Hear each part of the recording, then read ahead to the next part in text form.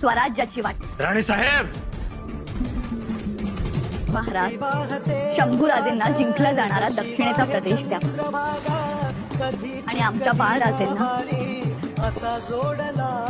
हे स्वराज्य द्या. स्वराज्याची वाटणी करायची झाली तर त्यावर अधिकार प्रत्येक घरात असेल, घरातल्या प्रत्येक मुलाचा असेल. महाराजे केवळ आमच्या पोटी जन्माला आले म्हणून त्यांना अर्धा हिस्सा घेतो. आम्ही स्वतः कधी राजा मानलंच नाही, ना कधी कोणाला सांगायला गेलो होतो आम्ही राजे आहोत म्हणून. आम्ही रयतेचे सेवक. राणी साहेब, आज तुम्ही ज्या वाटणीपर्यंत जाऊन पोहोचला होतात त्या वाटणीपर्यंत पोहोचण्याआधी आमच्या गळ्यातली ही 64 कवड्यांची माळ एकदा तरी बघायला हवी होती.